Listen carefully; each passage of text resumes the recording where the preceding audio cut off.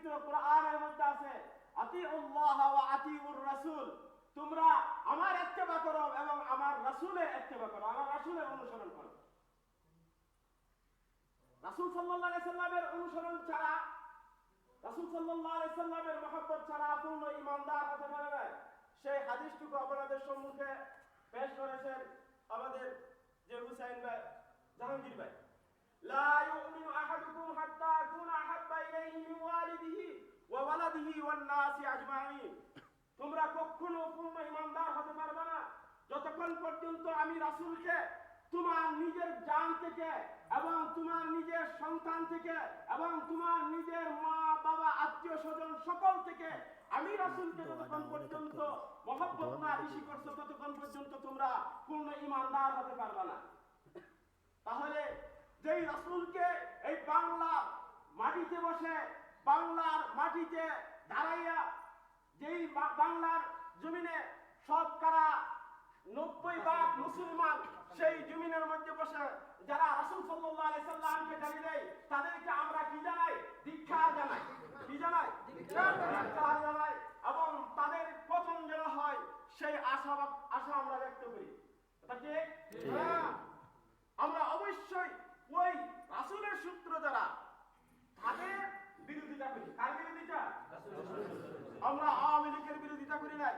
আওয়ামী লীগ মুসলমান, বিএনপি মুসলমান, ঠিক কি না? কাজে কিছু সংখ্যক নাস্তিক মুরতাদ আছে, এই যে শাহবাগ ময়দানে বসে বসে রাসূল সাল্লাল্লাহু আলাইহি সাল্লামের উপর কটূক্তি করতেছে, তাদের বিরোধিতা আমরা করি। কথা ঠিক? ঠিক। আল্লামা সাঈদী, উনার উপাধি দিয়েছেন আল্লামা সাঈদী। উনি ৬২টা রাষ্ট্রের মধ্যে এই কোরআনের তাফসীর করেছে। কি করেছে? সুবহানাল্লাহ। আল্লাহ আল্লাহ এই কোরআনের তাফসীর ৬২টা রাষ্ট্রের মধ্যে করেছে। যেই ৬২টা রাষ্ট্রের মধ্যে আল্লামা দেলোয়ার হোসেন সাঈদী তাফসীর করতে পারে, সেই আল্লামা সাঈদী কি কোনো মহিলাকে নির্যাতন করতে পারে? না। যে আল্লামা সাঈদী এই কোরআনকে নিয়ে আজ থেকে 50 বছর যাবত এই কোরআনের তাফসীর করতেছে, সেই আল্লামা সাঈদীর হাতে কি কেউ কতল হতে পারে? না। সেই আল্লামা সাঈদী আজকে কথাকথিত কিছু নাস্তিক মুরতাদদের কথা আমাদের মুসলমান সরকার তাকে ফাঁসি দিতে যাচ্ছে, সেই ফাঁসি থেকেও আমরা ধিক্কার জানাই। এটা আমরা মানি না। কথা ঠিক? আমরা এই কথা আমরা মানি না যে দেলোয়ার হোসেন সাঈদী দর্শন করেছে। আমরা এই কথা মানি না যে দেলোয়ার হোসেন সাঈদী কাউকে কতল করেছে। আমরা এই কথা মানি না। এই কোরআনের মধ্যে আছে দেলোয়ার হোসেন সাঈদী স্পষ্ট ভাষায় ঘোষণা করেছেন, লা ইকরাহা ফিদ্দিন, দ্বীনের জন্য কাউকে কি জবরদস্তি করে মুসলমান বানাইতে পারে না। ঠিক। কোরআন শরীফের মধ্যে আছে, লা ইকরাহা ফিদ্দিন, কাউকে গারতে দেয় না মুসলমান বানাবো, এই কথা কোরআনে শিক্ষা দেয় না। আর কোরআনের তাফসীর কারক যে আল্লামা দেলোয়ার হোসেন সাঈদী, সে নাকি বলে জোরপূর্বক ভাবে মুসলমান বানাইছে। আল্লামা সাঈদীর ওয়াজ শুনে আপনারা খুশি হবেন। আল্লামা সাঈদীর ওয়াজ শুনে ৬০০ হিন্দু মুসলমান হয়েছেন। বলেন আলহামদুলিল্লাহ। আল্লামা সাঈদীর সেই বক্তব্য শুনে, সেই কোরআনের তাফসীর শুনে তারা স্বেচ্ছায় মুসলমানের ধর্ম পছন্দ হয়েছে বিদায় তারা মুসলমান হয়েছে। কথা ঠিক? ঠিক। সেই আল্লামা সাঈদীর মতন নেতা, আল্লামা সাঈদীর মতন সেই বাংলাদেশের নেতা এই পৃথিবীর বুকে, এই বাংলাদেশে মনে আর আসবে না। দুঃখের সাথে বলতে হয়, আমার উস্তাদজি আপনারা সকলেরই সুপরিচিত মুফতি ফজলুল হক আমিনী সাহেব, উনি একজন বীর মুজাহিদ ছিলেন। কথা ঠিক? ঠিক। আল্লামা মুফতি ফজলুল হক আমিনী ইঙ্গিতে ইশারায় বাংলাদেশ কাঁপছে। কথা ঠিক? ঠিক। মুফতি ফজলুল হক আমিনী ছেলেকে বরণ করেছিল। কথা ঠিক? ঠিক। উনি বলেছিল, যদি 7 দিনের ভিতরে আমার ছেলেকে না দেওয়া যায় তাহলে বাংলাদেশকে অচল করে দেব। 3 দিনের মাথায় মুফতি আমিনী সাহেবের ছেলেকে ওই লালবাগের ময়দানে এনে পৌঁছে দিয়েছে। আর কোন গম যারা করছে তারা তাদেরকে পৌঁছায় নাই। মুফতি আমিনী সাহেবের সেই একজন বীর মুজাহিদ ছিলেন। মুফতি আমিনী সাহেবের মতো আল্লাহর কাছে আমরা সকলে আবদার করব, ও আল্লাহ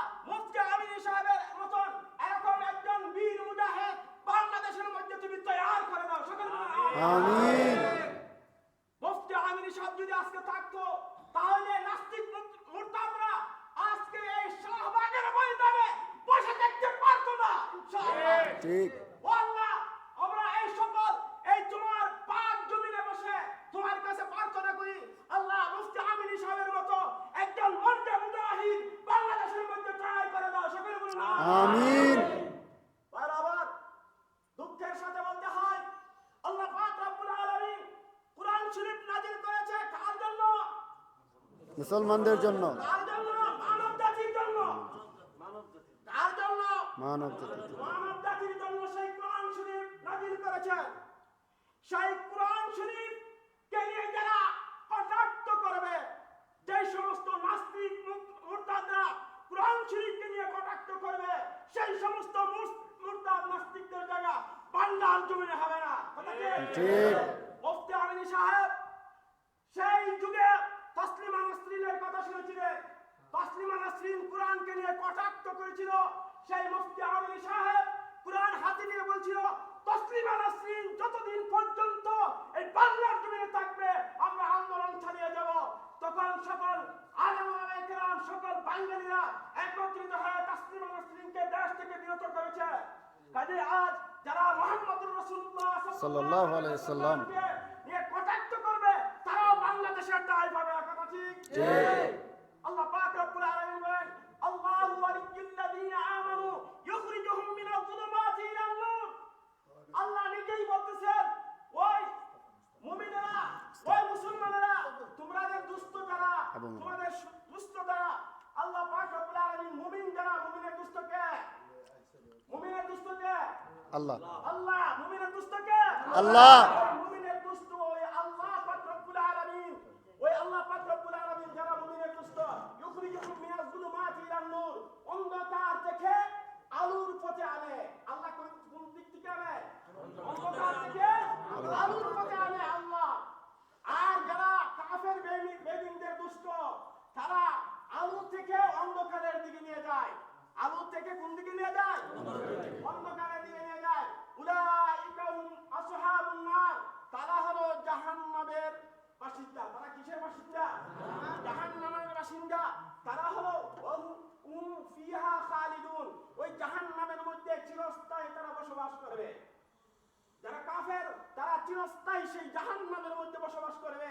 কাজে কাফেরদের আল মারউ মা মান আহাব্বাহু ফাহুয়া মিনহু, যার সাথে যার মহব্বত তার সাথে তার কি হবে?